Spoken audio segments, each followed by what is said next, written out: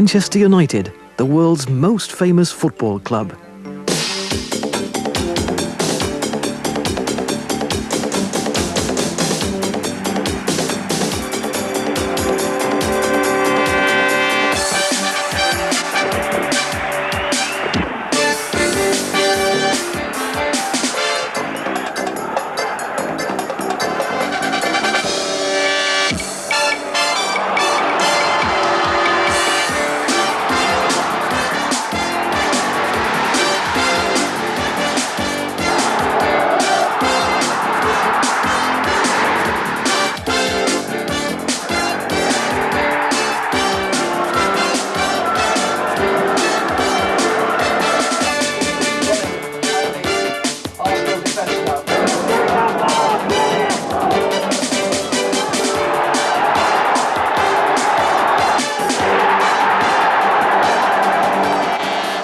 Manchester United, a club which grew from the efforts of a group of railway workers in the late 1800s to become the giant of British football.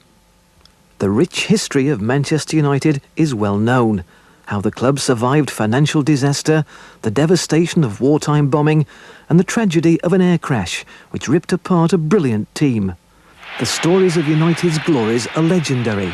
Those players of the past, from Meredith and Roberts to Carey, Rowley and Pearson, through the babes of Munich, Edwards, Coleman and Byrne, to the might of Law and Best and Charlton, the days of the men in charge, Mangnall, Busby, Doherty and Atkinson, men who brought success to the club, the stories of sides which dominated at home and abroad, which took the Championship and the FA Cup, sometimes against the odds, of men like Styles, Crerand and Stepney, Buchan, Macari and Coppell, like Hughes and Whiteside and Robson, men who've worn the red of United with pride.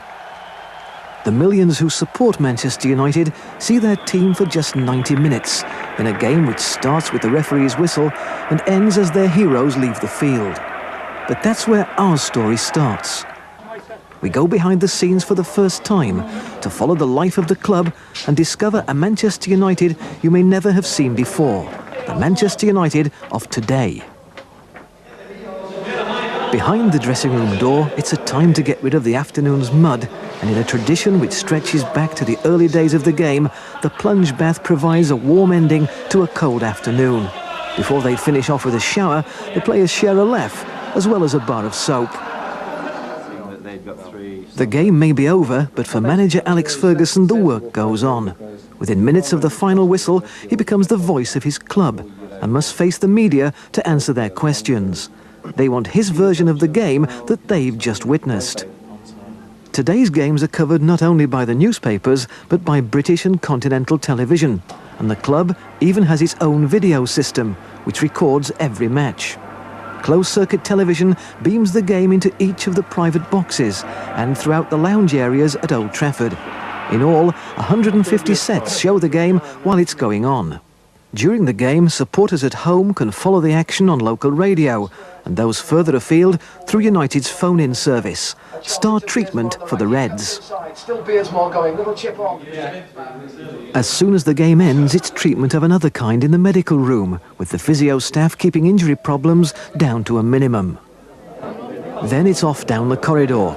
With old scores settled, and as supporters drift away from the stadium, players from both sides socialise, sharing a drink with their friends and families in the Players' Lounge below Old Trafford's main grandstand. While out on the pitch, another of United's teams has already stepped into action. The playing surface needs constant attention, and even as the echo of the last cheer dies away, the ground staff repair its wounds. For the opposition, there's the drive home.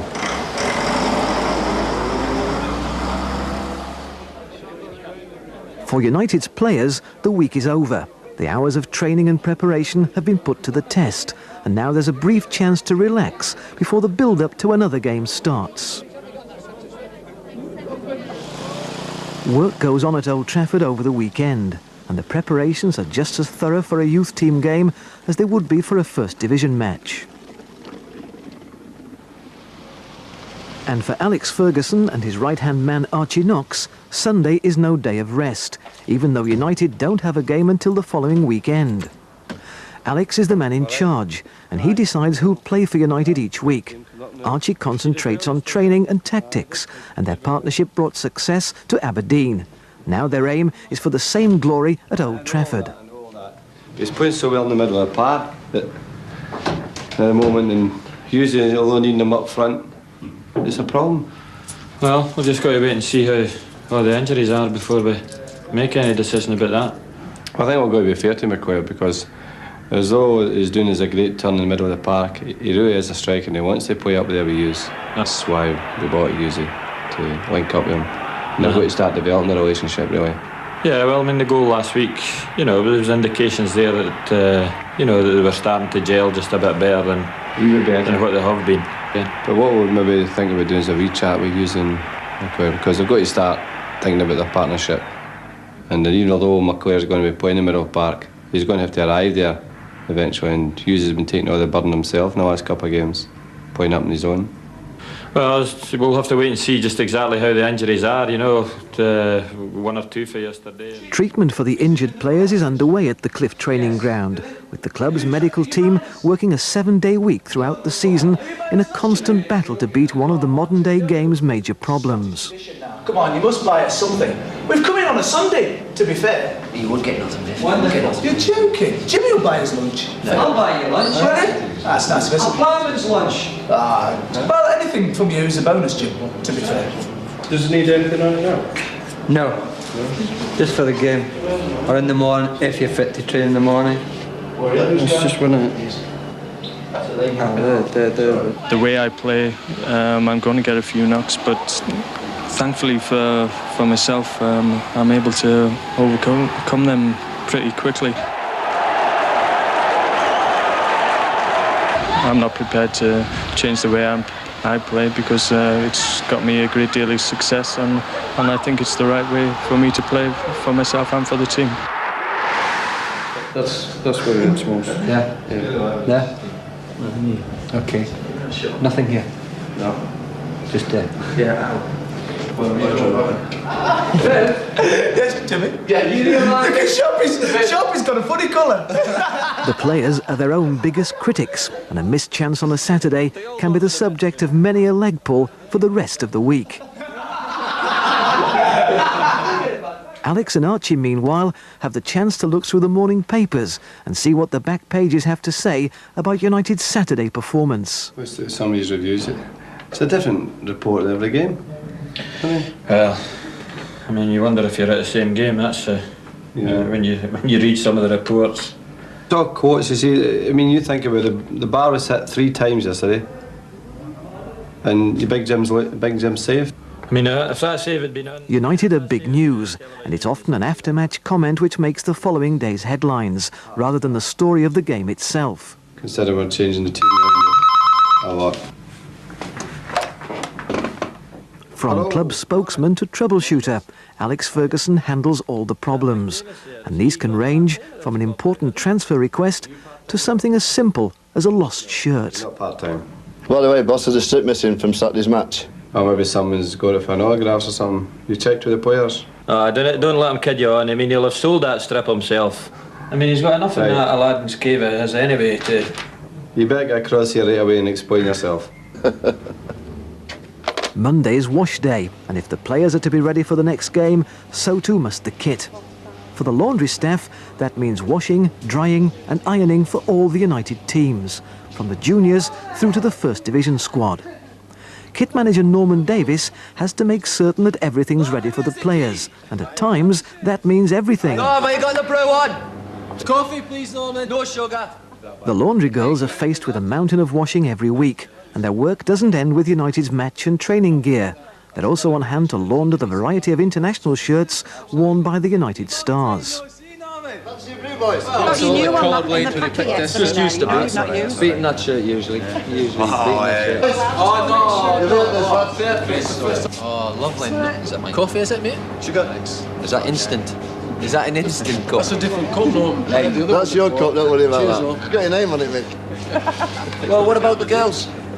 We found something Bruce is good at anyway.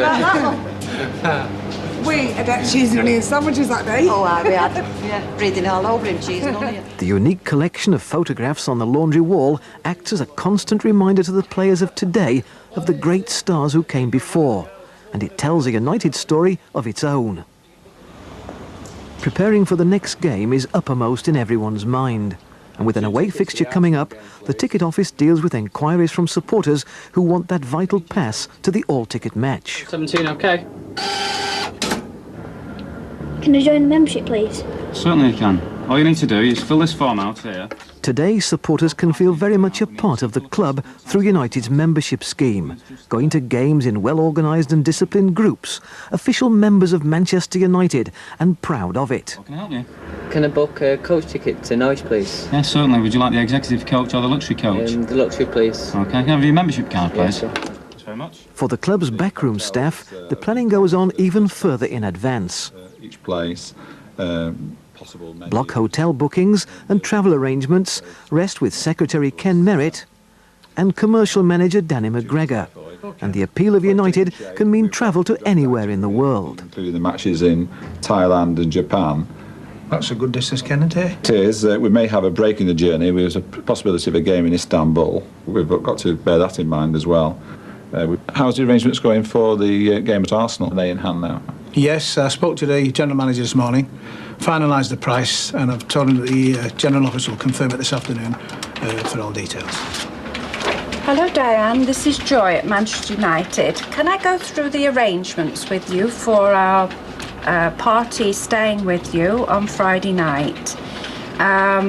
We already have gone through the rooms that we require, 8 twins for the players, 6 double rooms, single occupancy, and 6 single rooms.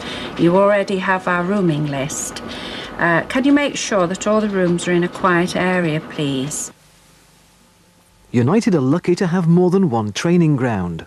Planning for the future, they've bought land from Salford University, which is used for much of the routine training, while just over a mile away, the club's main training headquarters is at the Cliff in the Lower Broughton area of Salford. Daily training sessions usually start around 9:30 and go on for 2 hours. This can mean a drive through rush hour traffic for the players who live some distance from the Cliff, or simply a stroll down the road for many of the youngsters on the club's books who are in lodgings close by.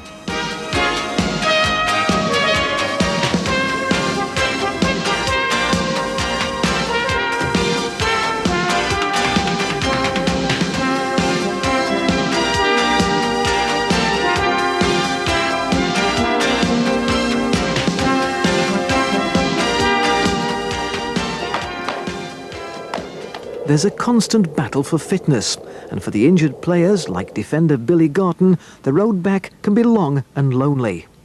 Training is intensive, starting with warm-up and muscle stretching exercises, but once players have reached peak fitness, the daily sessions concentrate on tactics, set-piece play and improving skills. Training's a very important part, obviously, of our life. We've got to keep fit on the training grounds and practice the skills even at our age.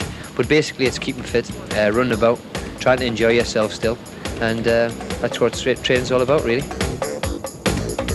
As the season goes on, it's just back to routine games, you know, 5-a-sides or playing a 5-a-side with the big balls, and players obviously enjoy that all the time, because once you get to that stage, the matches keep you fit.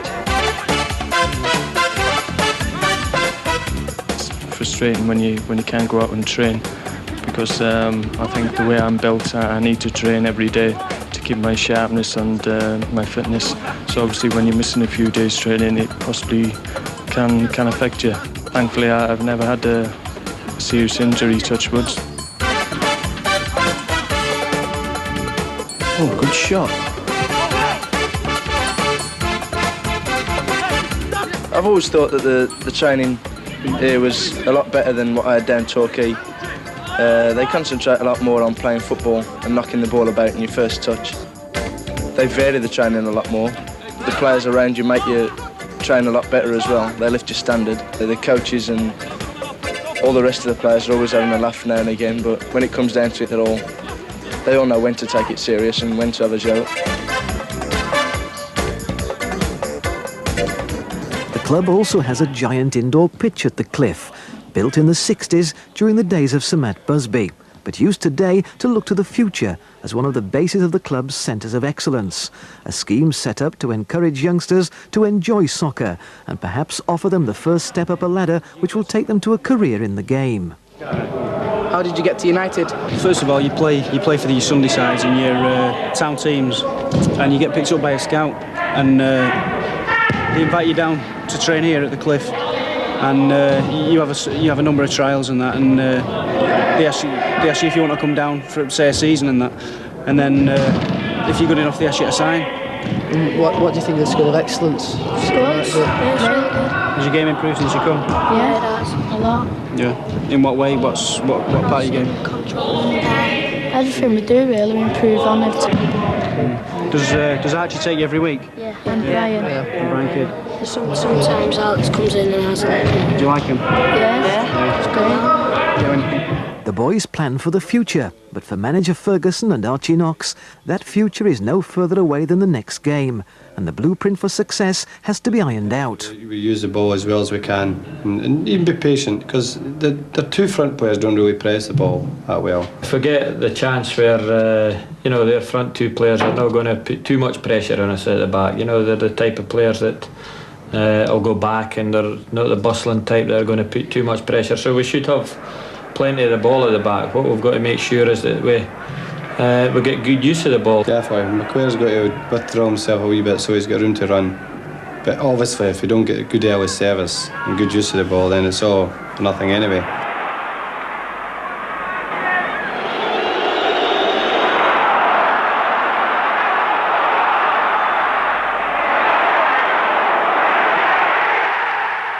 Eric Harrison and former United hero Nobby Stiles work together in the quest to bring young players to the club. Well, there's no greater kick for a youth team coach to work with a boy for 2 or 3 years and see him progress into the first team. You know, he usually comes at 13, 14, 15, and to see him go all the way, that's what the job's all about. Nobby has first-hand experience of the system. Well, to be back at Manchester United again, it's a dream come true. I supported him as a kid, came through the system and became a player. And as I say, now my job is to work with Brian Kidd along with the 11 to 16-year-olds. Brian's been doing all of Manchester and doing a great job. And my job now is to coordinate the rest of England and Ireland, Scotland or whatever, and to get the kids to come here. The scouts find them, we go out and look, bring them here, and then we coach them, Brian and myself, and hopefully then they pass on to Eric, go through the system and become players. And now that'd be great to have the same thing happening to what happened to Brian and myself. Chief Scout Les Kershaw has a network of talent spotters to call upon as United look for players who'll fit into their plans. Does he get his tackles in? Would you say it'd be worth a further look? Yeah. Today, Brian Kidd, star of United's European Cup winning side of 1968, has the chance to play a vital part in the future of the club. I'm the director of the Centre of Excellence. Also, I'm bucket and sponge man for the B team. I also look after everything local, i.e. the scouts, I direct and delegate the games they go to. The Centre of Excellence is licensed by the FA, which allows us to bring 4 age groups in, under 11s, under 12s, under 13s and under 14s. We're allowed 1 hour a week to work with the kiddies. Archie Knox is tremendous with the drills he does. We do a lot of versions of what the first team do. Well, a typical night, that can vary from week to week. We always use one theme, be it control and passing, crossing and finishing, heading, control. It would be nice to feel one of the lads make it, because when I was 14 there was nothing like this. And 5 years later on, I played in the first team in the European Cup final, and who knows? Youngsters outside Greater Manchester become the responsibility of Joe Brown. I'm the Youth Development Officer, and outside of Greater Manchester I'm expected to recruit talented boys from 12, 13, 14 years old. We have scouts in all areas outside of Greater Manchester. Say a boy is spotted 13 and a half, then at 14 you can sign him on a schoolboy form, which means associates himself with a football club. Between 15 and 16 in his last year at school, he can play for our B team, that's our 4th team. Then, assuming he's progressed well and you offer a trainee playership, he leaves school at 16, then he becomes a junior professional. He plays in the A team, then he graduates to the reserves, and hopefully by 18 or 19 he's made the first team. Under Alex Ferguson, greater emphasis has been placed on the search for new talent and the development of young players. And although it may be several years before it plays its greatest role in the future of the club, already players are emerging who've come through schemes like YTS. Lee Martin.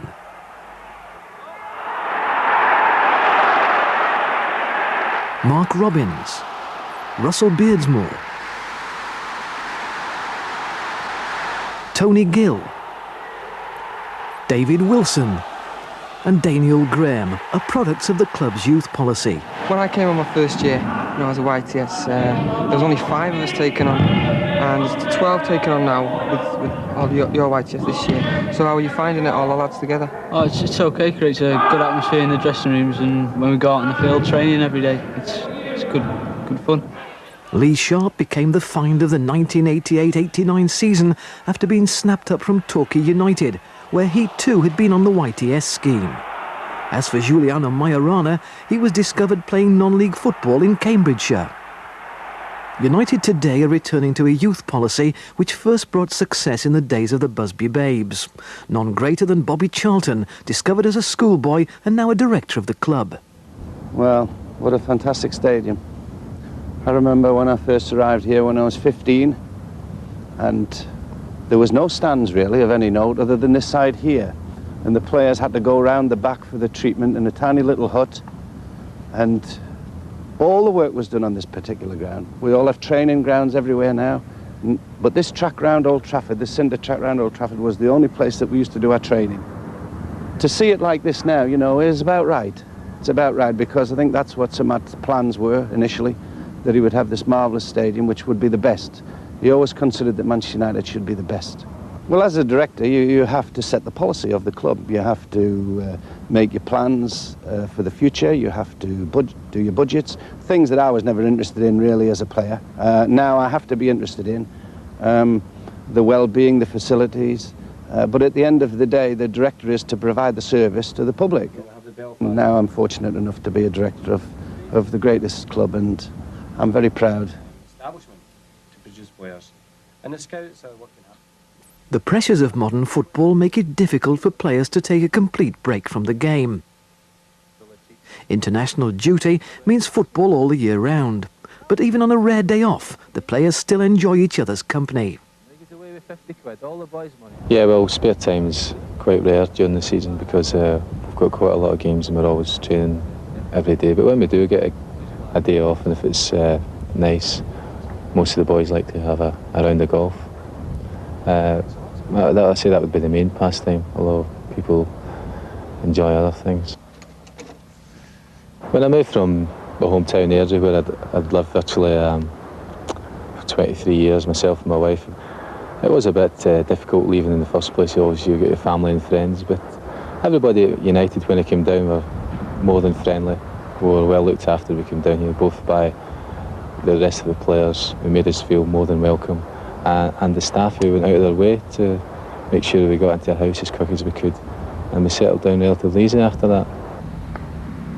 When I first joined United, I think the very first day you're there, you're aware of how big a club it is, and it's very awe-inspiring for a young boy just left school, and from my point of view, from a small village in Wales to go to a big club like Manchester, it was quite frightening, really.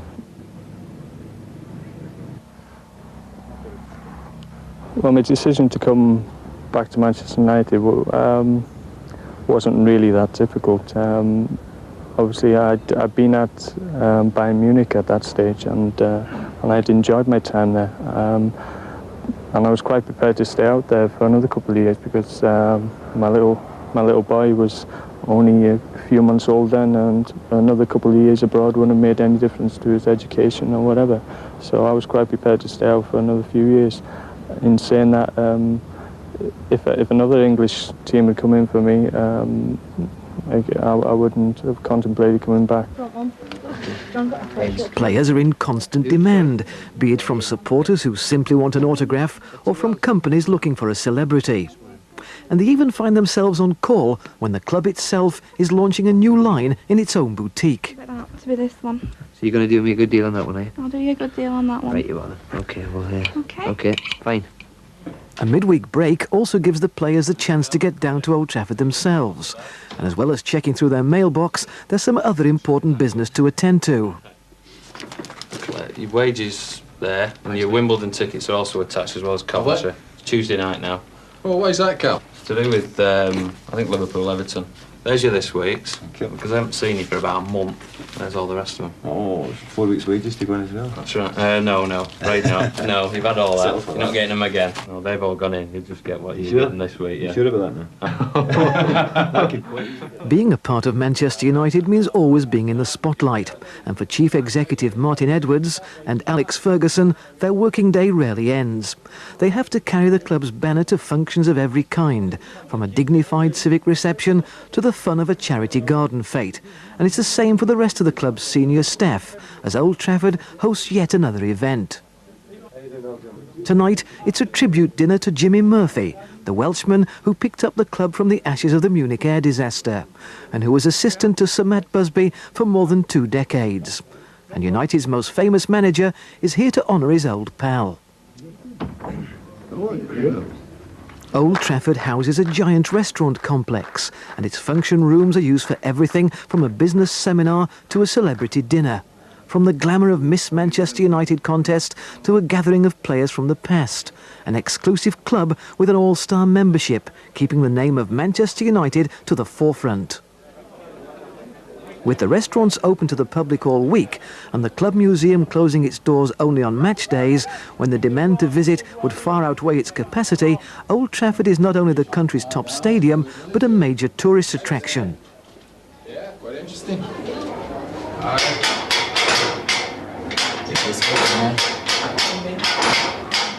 This is brilliant. The museum holds many priceless treasures, from Newton Heath's first trophy to the glories of 1968. And even for those who follow in the footsteps of the famous, there's a fascination. That blue top over there, got a white mark on it.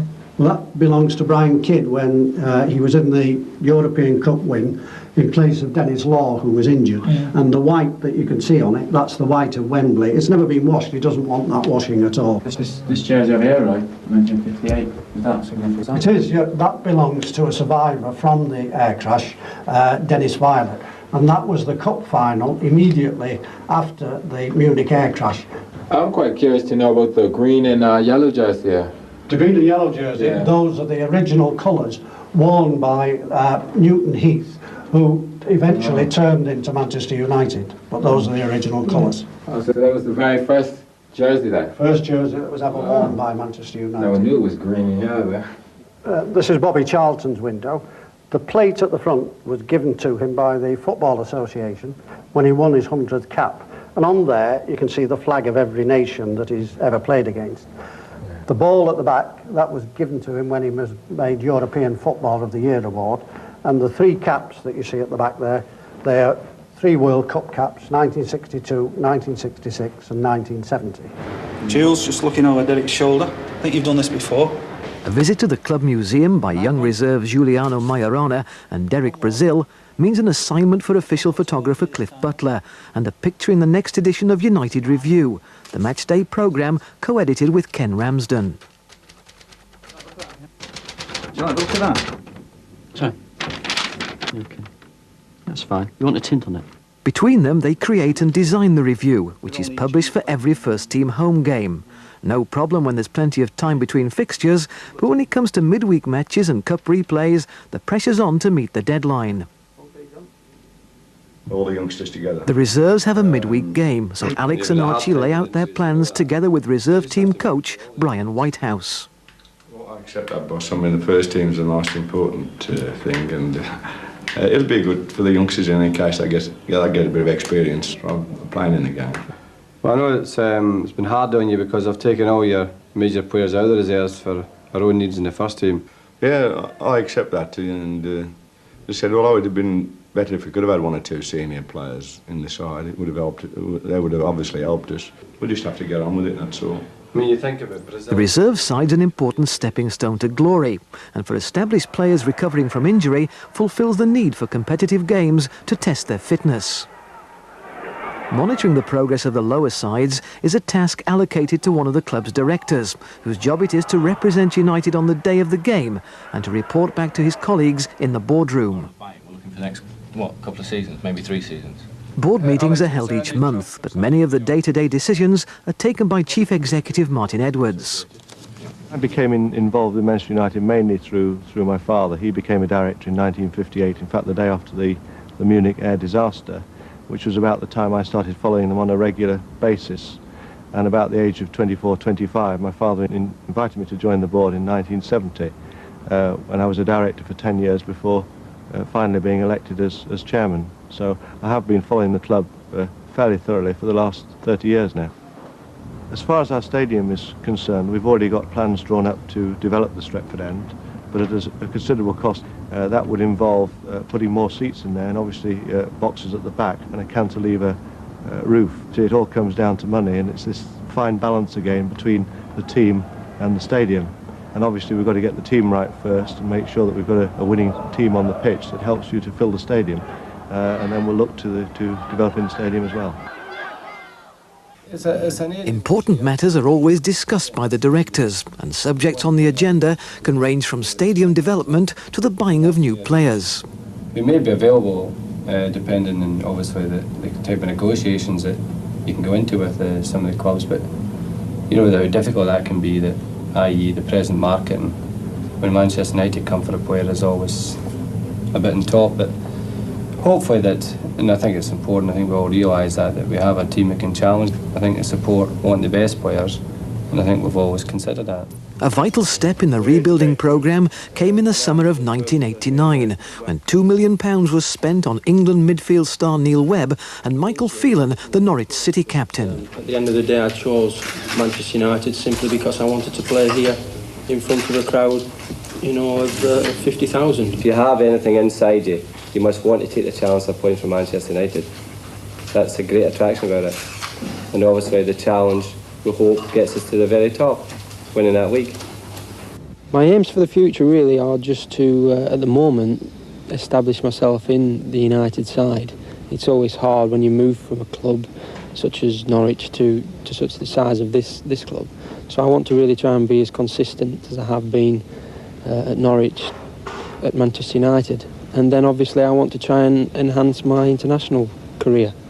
I was fortunate enough to get called into the squad, and I want that to continue, as far as possibly it can go. New blood for United, but the manager is always on the lookout for top quality players, and approaches from players' agents aren't uncommon. We'd had an indirect approach though, hadn't we? Yeah, but it's when these indirect approaches via agents, not who else they're dealing with. They could be talking to us, they could be talking to Liverpool, they could be talking to Aston Villa, they could be talking to 100 clubs.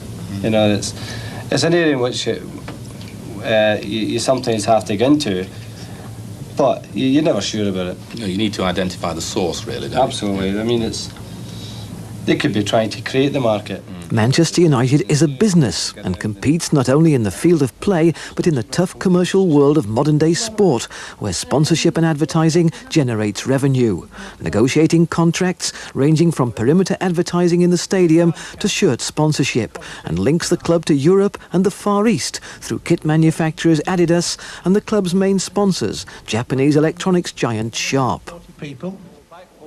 It's decision time for the manager. Alex Ferguson must name his squad.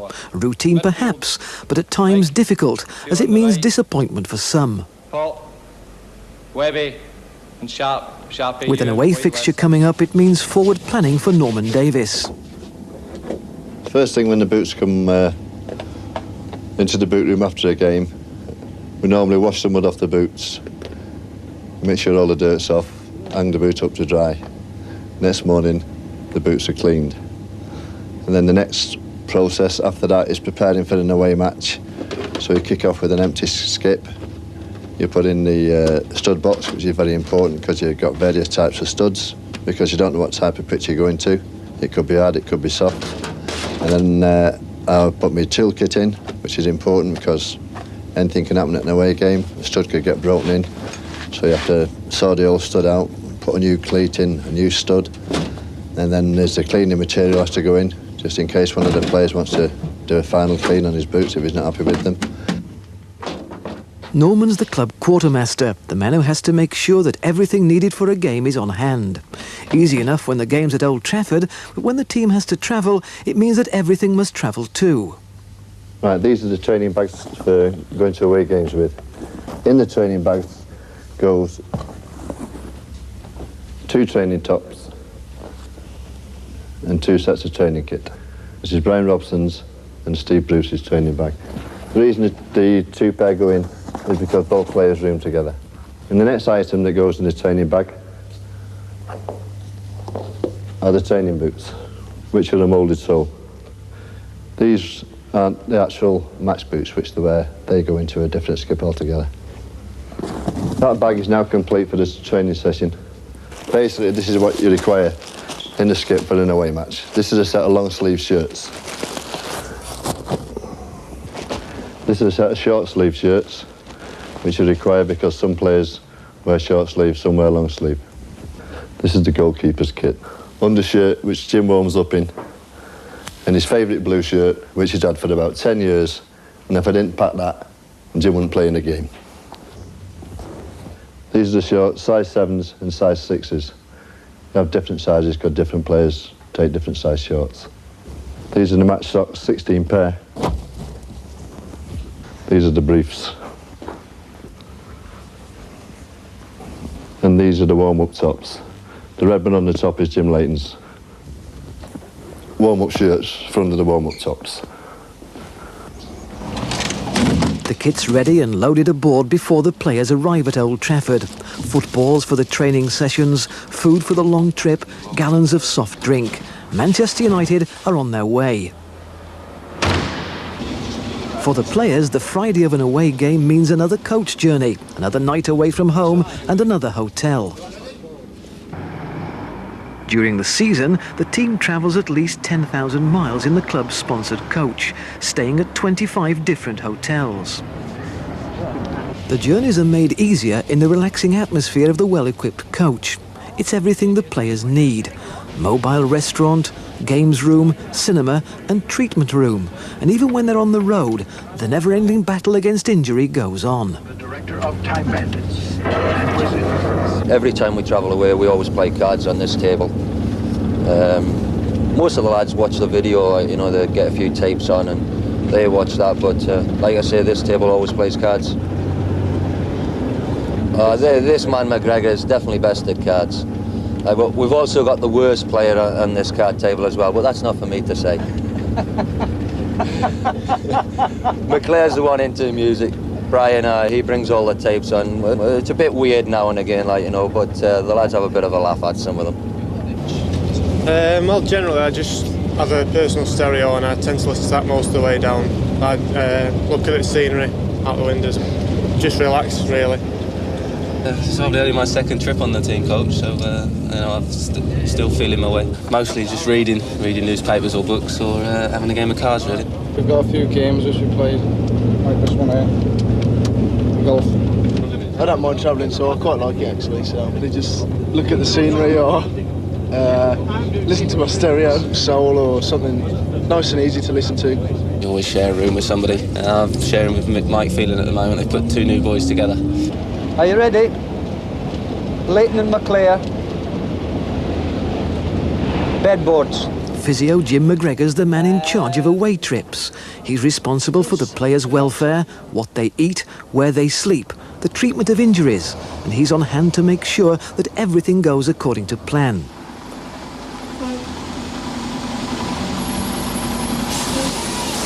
The perfect hotel is somewhere where it's just nice and quiet, away off the sort of beaten track, not beside motorways, airports, in the middle of a big city. Somewhere where it's nice and peaceful. I've been fortunate over my career that with Aberdeen, Manchester United and Scotland, they've always looked after us very well. You go from the sort of glamour of the Glen Eagles Hotel in Scotland to One time with Aberdeen, we were in a place called Stanky in Bulgaria, which lived up to its name, really. It was like camp beds we slept on, and when my roommate went for a shower, and I happened to look around, the bedroom was flooded. There was nothing to stop the water coming in. The night before a game, the team spends it very low key, and obviously if you've got a snooker room, something like that helps to pass the while away. Get the TV on, just relax and get the feet up. There's nothing really you want to be doing the night before a game. We'll be in our beds for 9 o'clock. Oh, got lucky with that one. 4 Dover sole. Have them all off the bone. All off the bone, no please. Problem. 1 roast chicken. When it comes to meals, even then, everything is organised down to the last detail. Side salads 2. That's it for 7:30. After a long journey and an afternoon training session, the players sit down to a hearty dinner, washed down with plenty of fruit juice. It's also a time for the staff to relax, but for Alex Ferguson, there's always another question to answer. Yes, I think we'll try this on Saturday. What on Saturday? Attention, please. Telephone call for Mr. Ferguson. Telephone call for Mr. Ferguson. And he's always in demand. On match day morning, it's down to work, and that means training again. But because it's match day, this is kept to a minimum, with a ban on any other exercise. While the team's training, coachloads of supporters are starting their journey to the game, and the team coach makes its first trip to the ground with the kit. Everybody's getting ready for the game.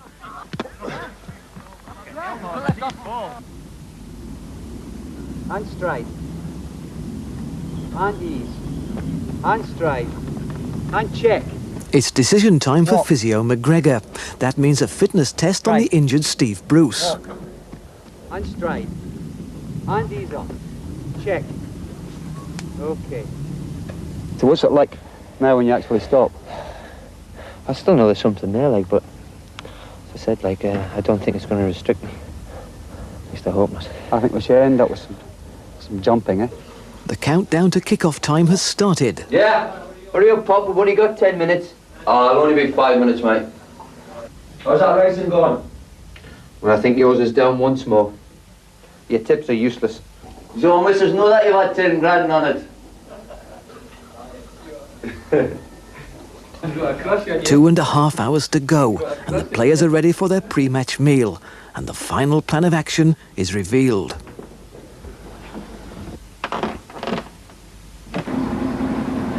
Professional footballers are part of a team, one unit which represents their club. Gone are the days when players might arrive at an away game dressed in casual clothes and tracksuits.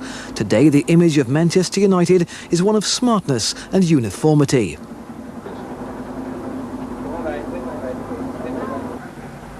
The last lap of the journey, and the players of Manchester United are ready for another challenge away from home.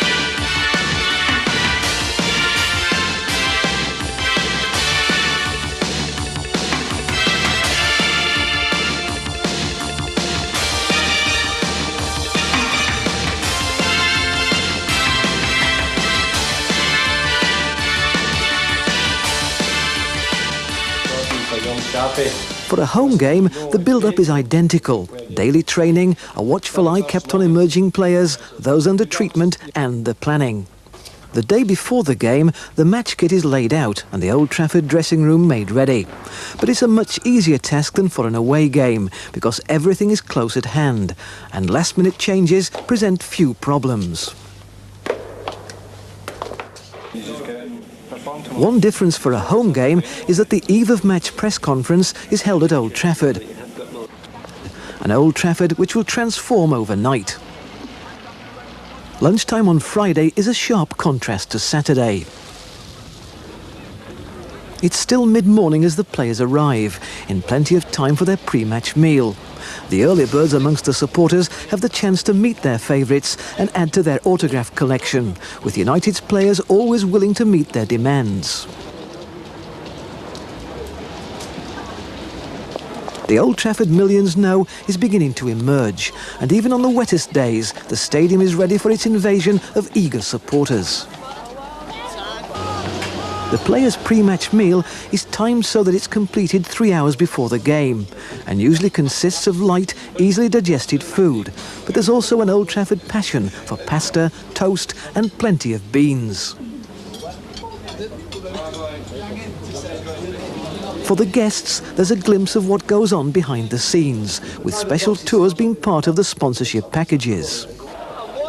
Another week's planning is over. The players are ready to face their fans, their critics and their opponents. And the Manchester United known to millions will once again step into the spotlight.